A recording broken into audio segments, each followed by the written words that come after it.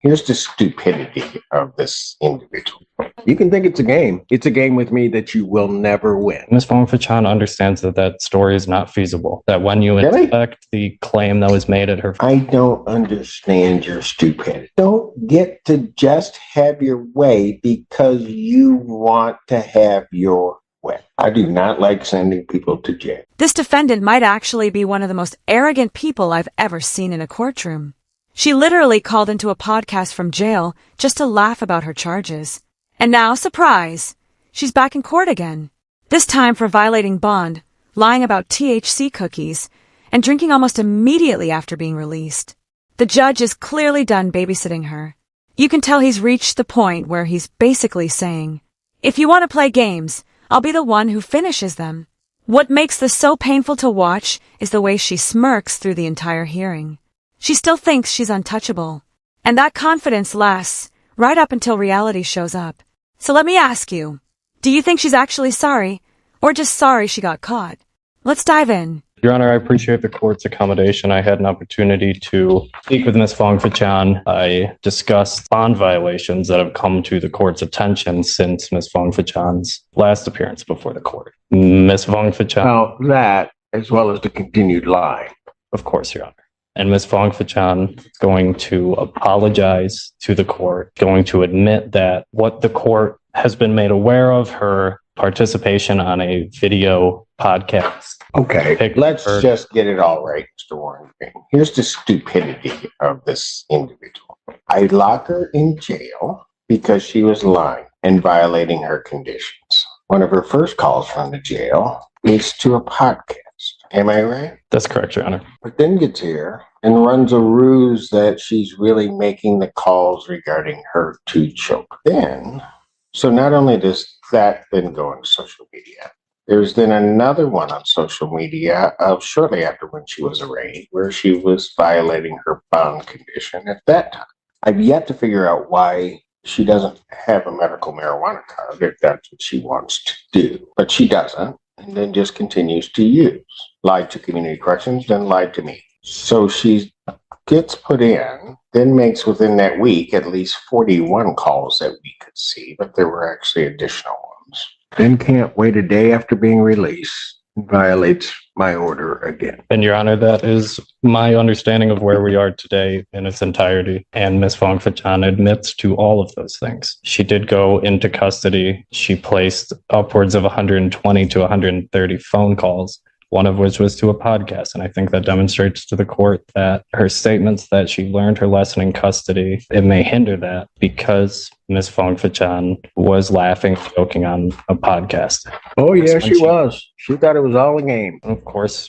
And guess what? You can think it's a game. It's a game with me that you will never win. Ever. No, I don't think you do. Your Honor, that was the first week she was in custody. The following week, she lost her phone privileges. She was released from custody, at which point she came before the court, apologized for what happened leading up to that. Lied to Mr. Feaster, so Mr. Feaster would lie to the court.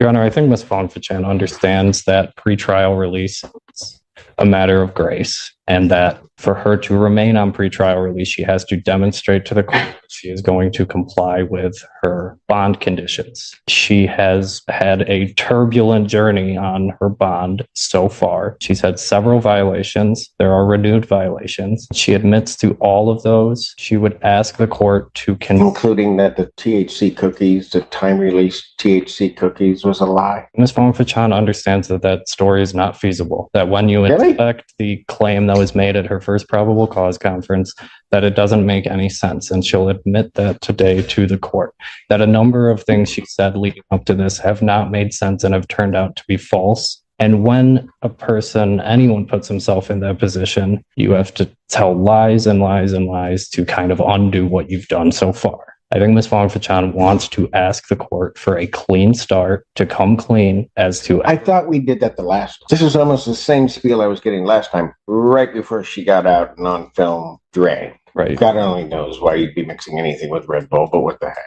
Understood, Your Honor. And she did drink. There's a video of her doing it. Oh, yeah, there is. And what she's going to ask the court to consider, continuing her bond, upwards modification, that she be placed on a Other to monitor alcohol use, that she submit to ETG testing to monitor her alcohol use, and that she cease using social media while this case is pending. Ms. Vang-Fuchanan is serious about resolving this matter.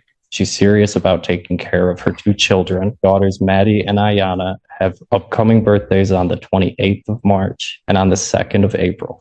I know So it'd she be wants to be there horrible for them. if she's in jail on their birthday. It would, Your Honor. But it doesn't seem to me that she was really caring about them all this time anyway. No, Miss- She would have never put herself in the jeopardy that she's in right now. Of course, Your Honor. I know her children are her primary concern more than anything else, that she's asking the court in a final act of grace to permit her to remain out of custody, continue her bond with those minors. And Ms. Vang-Fuchanan can address the court and come clean about any violations of bond leading up to today. Go ahead. What does she want to tell me? Mr. Allen. I just wanted to apologize for starting off with a bad start with you. I hope that start over. I did my time for bond violation for 2 weeks. I messed up the first week. The second week you revoked my phone privileges. I learned my lesson. I had some time to think about what I've done, and when I figured it out, I did have that cup of alcohol on the podcast. I truly thought that it was just no smoking weed, but I didn't know alcohol was a problem. She actually says she doesn't have an alcohol problem. She was just drinking, as if that somehow helps her case. That's not a defense. That's literally the violation. You were on bond with a clear no alcohol condition, and you still chose to drink, which means you chose jail, just with extra steps. And she keeps repeating it, like the judge is going to suddenly forget. The court order he personally signed. The logic here is completely upside down.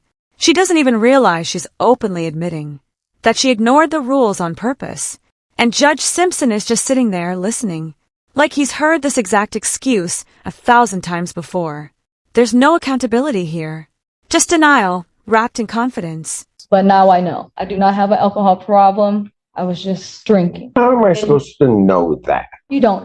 You don't. That now you've learned your lesson. I know. Tell me how I should know that. I know that anything that I say, you probably won't believe because we started off badly. Oh, and you lied. Yes, Your Honor. Not just little lies, big lies. Sure. Every step you've done, you've been lying. So tell me why I should believe you now. I don't have a reason or any excuse to argue with that. I understand. Your Honor, I think Ms. Vang-Fuchanan knows it's not about what she says, it's about what she does. And what she's done leading up to this has not instilled confidence in the court that she's going to comply. We're asking the court to give her an opportunity to demonstrate that she's going to comply with the court's orders and perhaps present herself as a candidate at the conclusion of this case. I know you're upset at me. Oh, I'm not upset because I definitely get to go home today. So I'm not really upset. Go ahead. What did you want to say? You just think this is all a game. That's what your problem is. You do. You think this is all a game.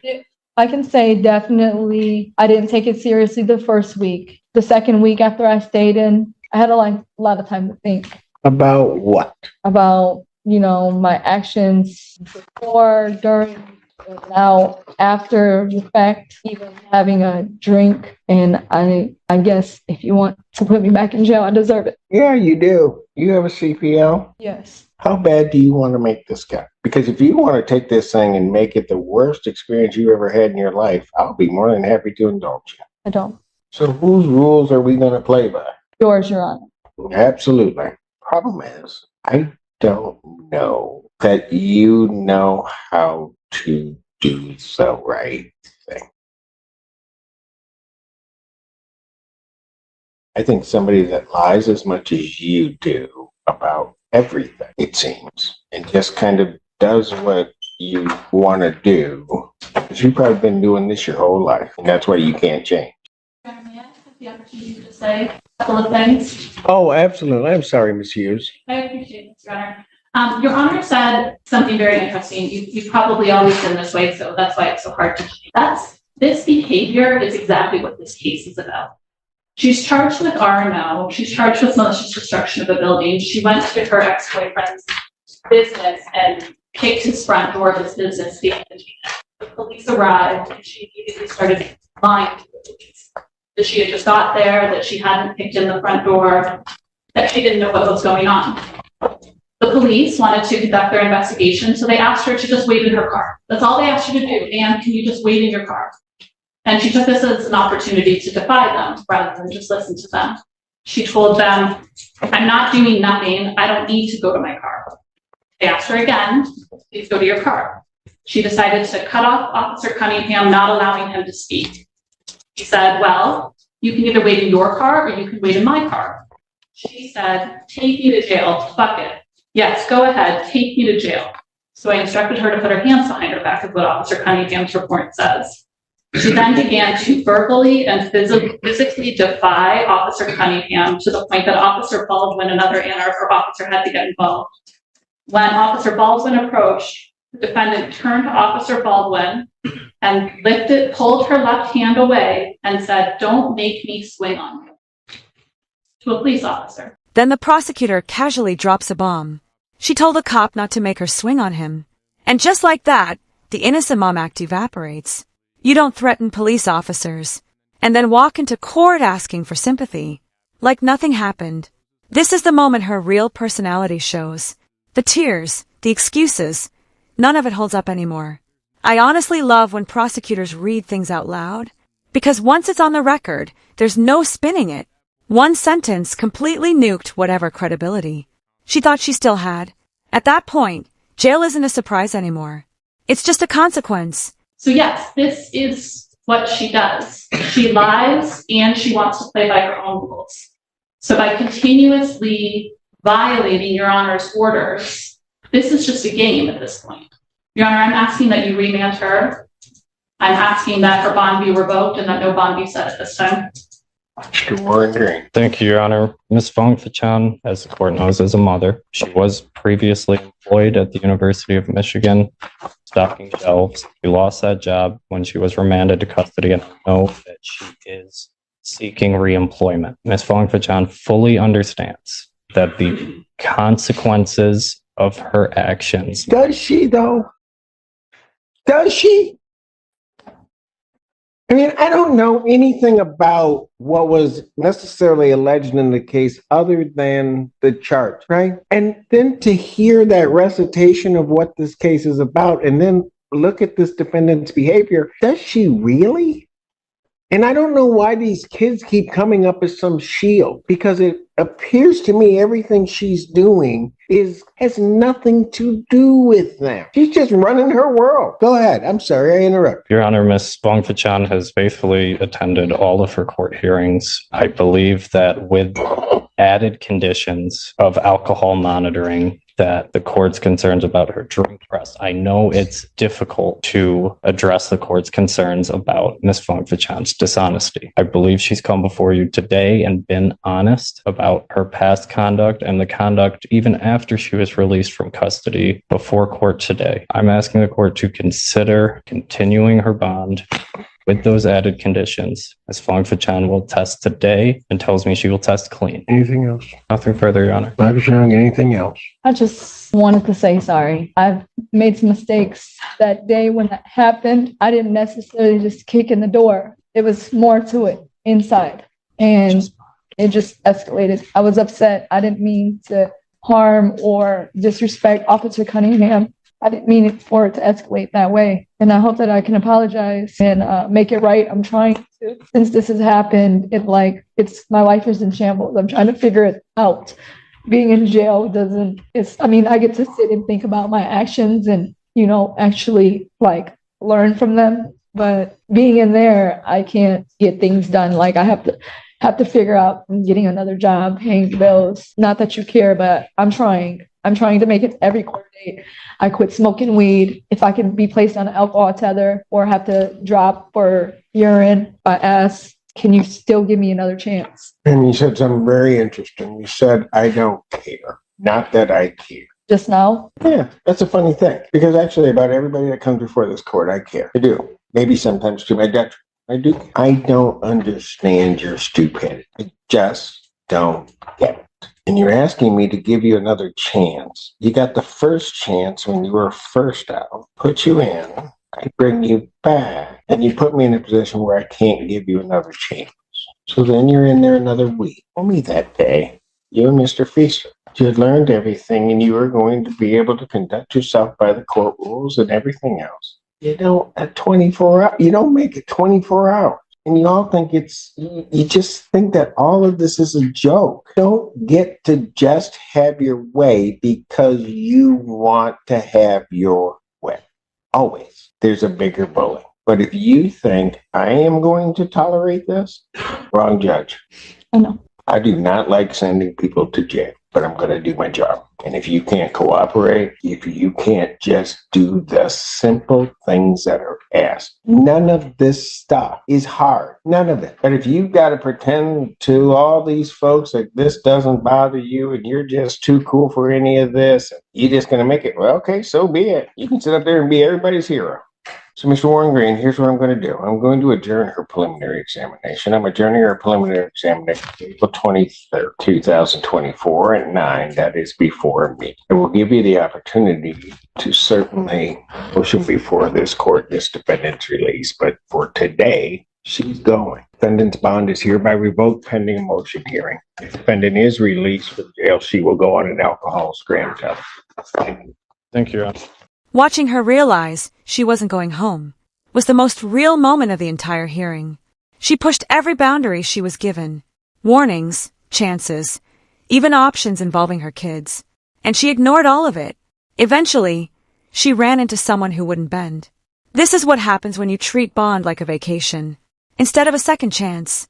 At the end of the day, she traded her freedom for partying and attitude. Let me know what you thought about this hearing in the comments below. If you enjoyed this breakdown, make sure to like and subscribe. It really helps the channel. Thanks so much for watching. Take care.